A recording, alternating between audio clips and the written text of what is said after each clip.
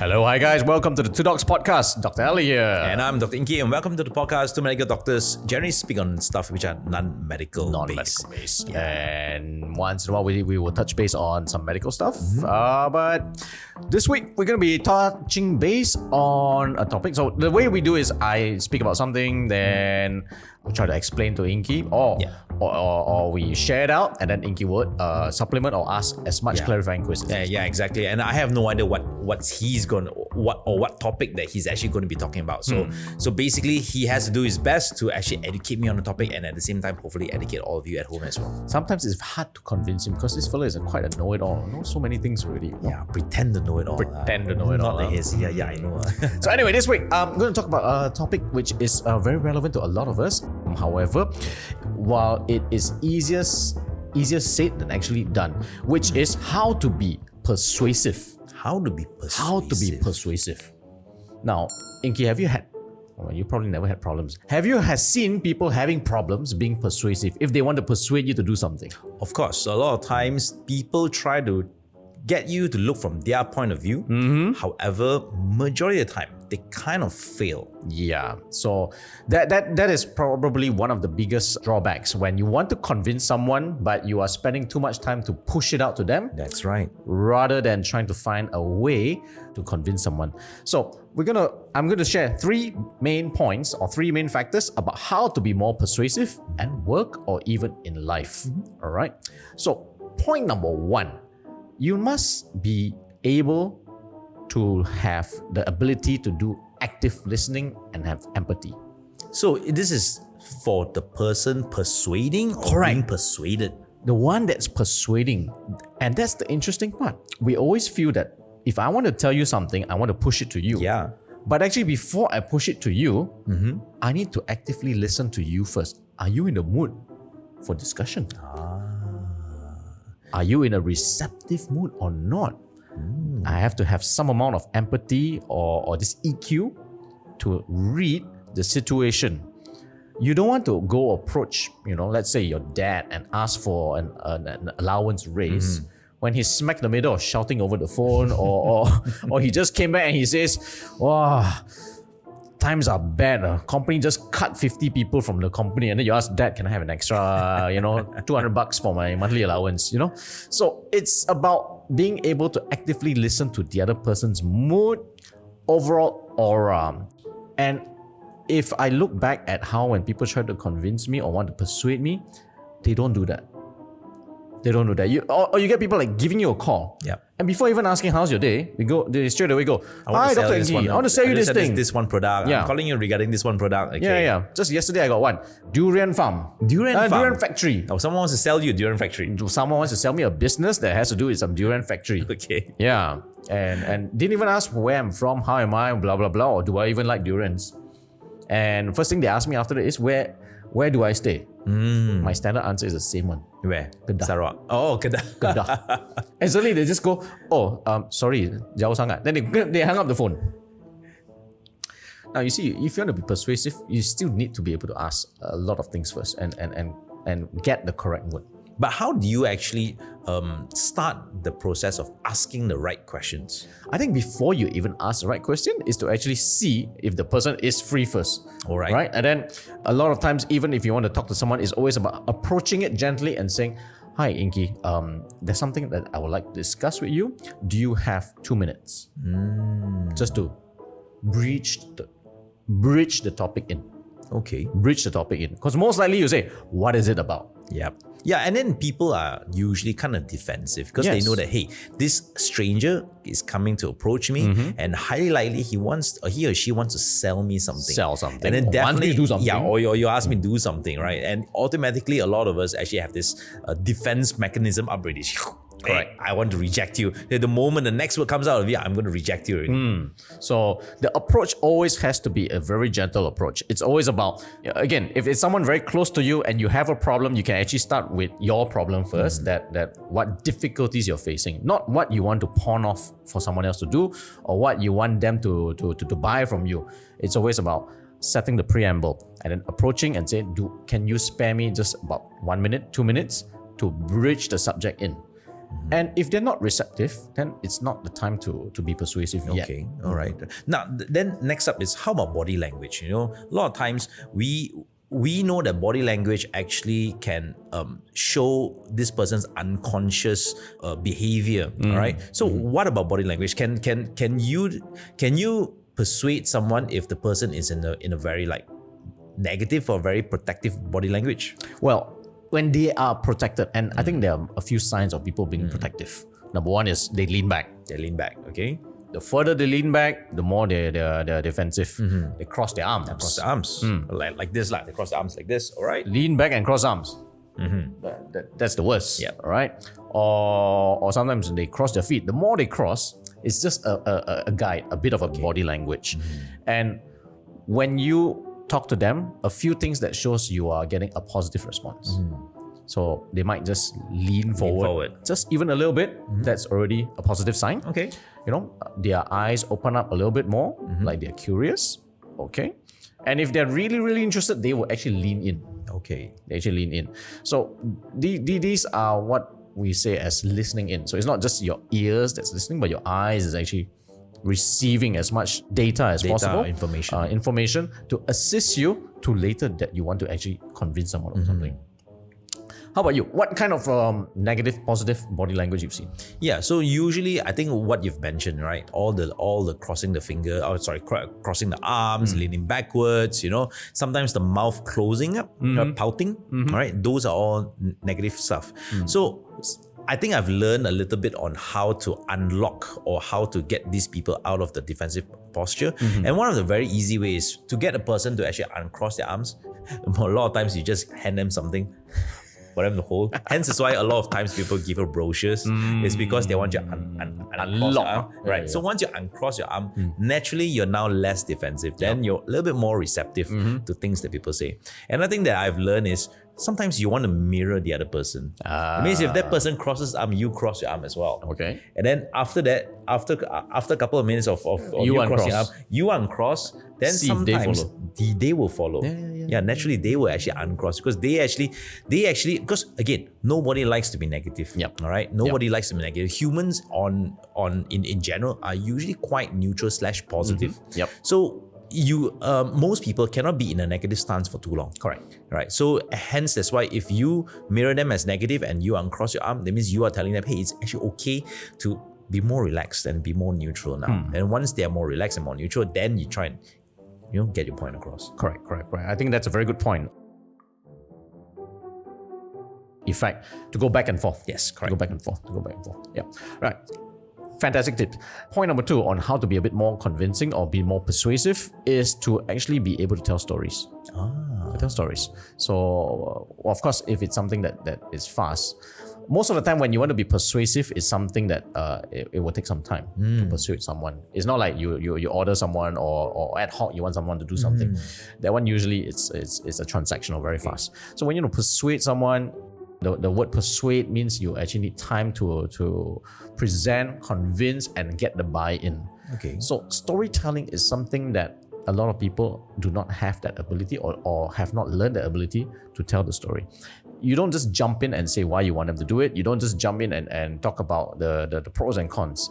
It always has to start with a nice background. Why this happened, and because of why this happened, what is the next journey ahead. And the storytelling, usually you have to put the person that you're going to convince as the hero. As the hero.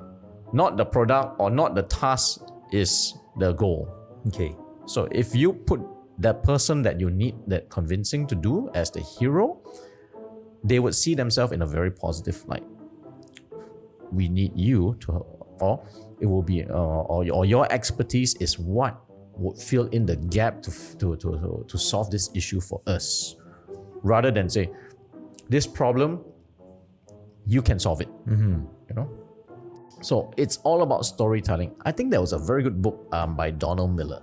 About the art of storytelling. Okay. Yeah. So he talks about sales, generally sales, and he always says there are only a few things. You have your protagonist or the person who's the hero, and you have the antagonist or the problem itself. Yep.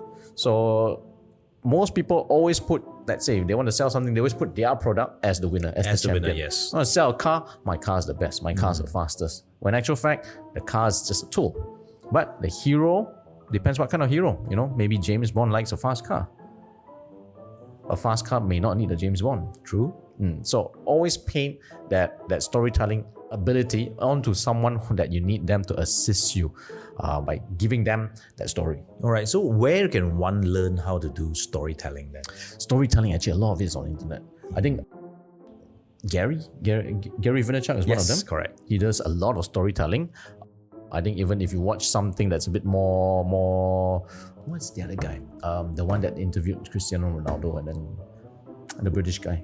Oh man, I just saw him. I just saw him also. He was talking about avocados. Yeah. It's not Chris Tucker. Chris Tucker is the American one. Yes.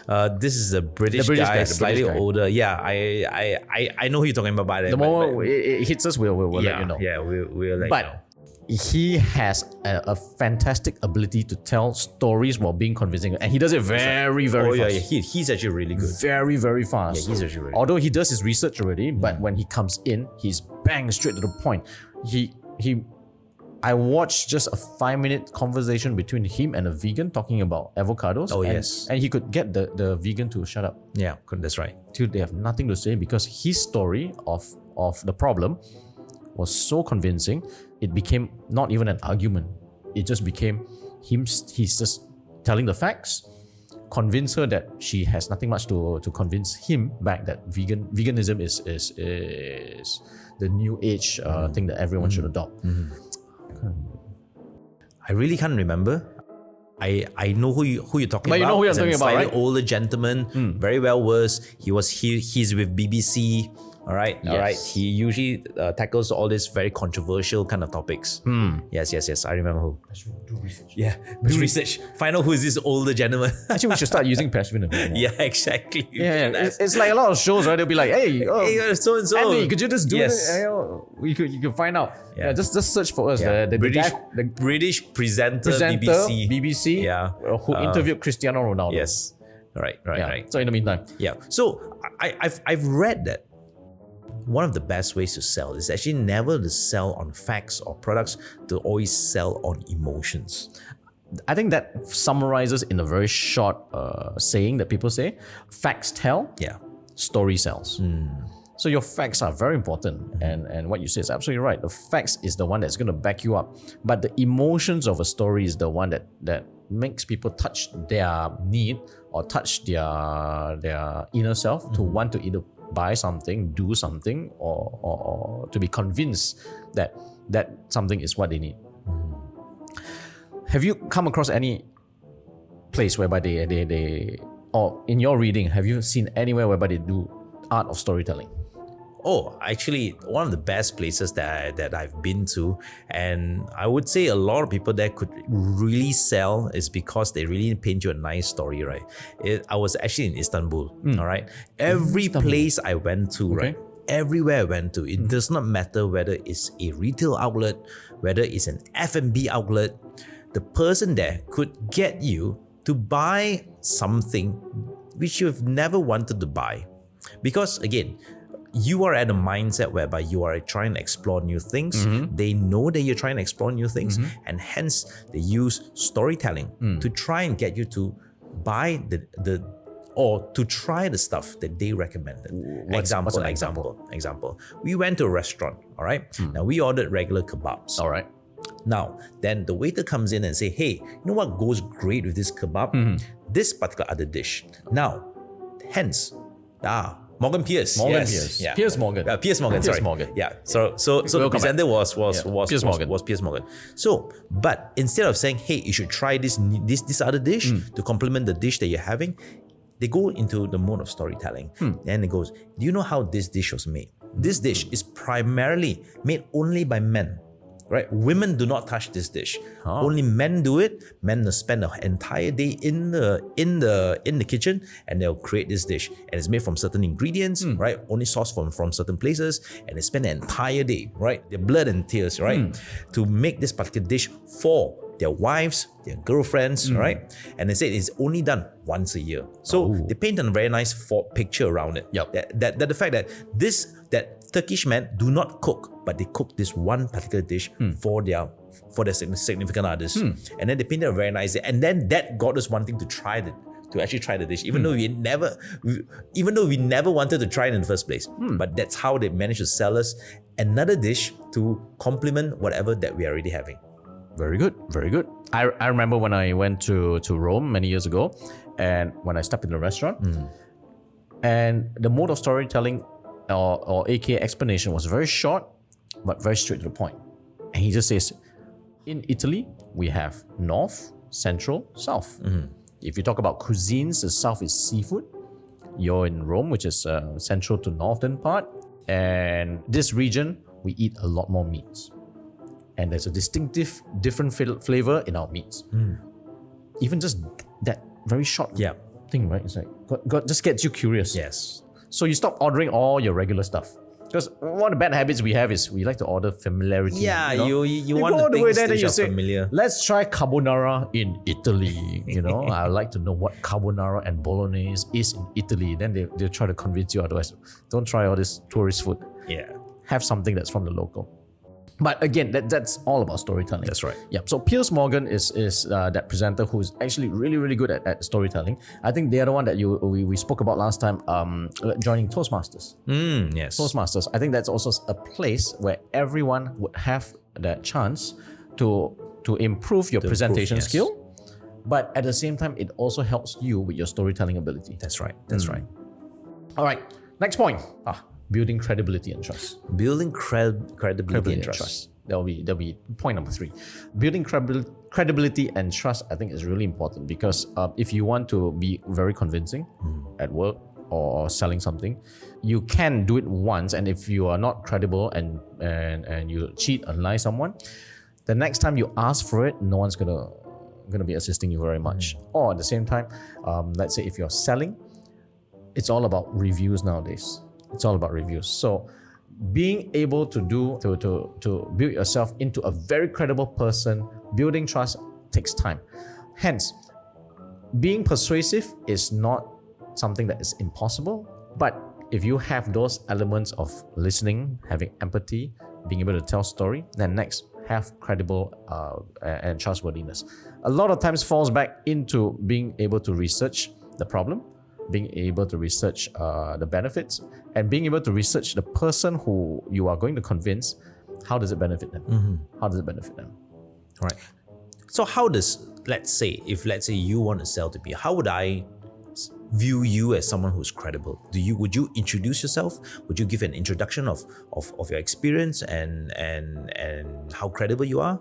Yeah. So in terms of those kind of things, there are many ways. Number one, of course, who am I, or who the person is, what is their qualification, what have they done so far, or who knows you, or what kind of recognition body that you've been through. The ones that probably helps the most is when someone else can vouch for you, a point of reference. So when you have a point of reference, especially if it's a common reference that people know, or someone that they know, it helps. Like for example, I'm trying to get Inky to help me to do something. But Inky doesn't really know me, and I can quote someone that he knows and say, I've worked with Daniel before, and on a similar but different project, but a similar project, I've worked with Daniel, we did very well. Actually, I wanted to call him, but he's actually not free for this particular project. Or Daniel pointed you as the next person who is going to be able to drive this project much better than he can. So Inky knows that we have a common point of interest, number one. Number two, he can always refer back to Daniel and say, let me think about it, I'll come back. In the meantime, he can actually ask Daniel, and Daniel will be able to vouch for the credibility of what I've done with him. So it's a lot of being able to build those kind of credibility and trust among who you want to speak to, so that they can make an active choice to assist you in or to purchase what you need. Okay, interesting. In terms of credibility and trust, there's also an issue whereby if sometimes we make rash decisions. When we make rash decision, what happens is the trust that you build over time breaks very easily. Like for example, we all know if we consistently sell something, and one time we decided that profit is more important than quality. If you break that trust, naturally, whatever that you've built over the time crumbles. Yes. I think this happens with recently quite a few acquaintances I know, whereby they've built themselves as a doctor over time, and over one tiny mistake, and this mistake caused their business relationship to sour, and the business partners start to go into this ultra mode of showing the whole world what kind of untrustworthiness this other person is. He is unable to rebuild himself. Yeah. He's unable to rebuild himself. So trust is a factor that is very important in terms of being very persuasive. Yeah, I totally agree with you, because it takes a long time to build your reputation and your trustworthiness. And a lot of times, right, it takes just one bad incident or one bad encounter to actually destroy that level of trustworthiness or that level of credibility. I think then after that, then it again, if you have the tenacity to come back. Yeah, if you have the tenacity to come back, it will again take many months to years to actually rebuild it again. I think we also see that in politicians. Yeah, correct. In politicians, over decades. Yes, that's right. You build that kind of trust. You even break some trust, but you manage to come back. But after that one major one, can actually set you back all the way back, and you are unable to even convince anyone to even support you after that. You are totally right. You're right. You are totally right. Especially and some of these days with the emergence of social media, right? You can actually put it out on social media. Yep. All right, and then it actually spreads even quicker than previously, because now that the news that spreads out, you are unable to control it. So so basically it goes viral. Example, I've encountered places whereby it's a restaurant business, and then over time they've built their reputation up, but sometimes it takes one or two bad reviews, all right, one or two bad incidences, and suddenly their entire reputation is gone. Especially when the person who writes your review or someone who you've wronged is someone very influential. That's right. Very influential. That's right.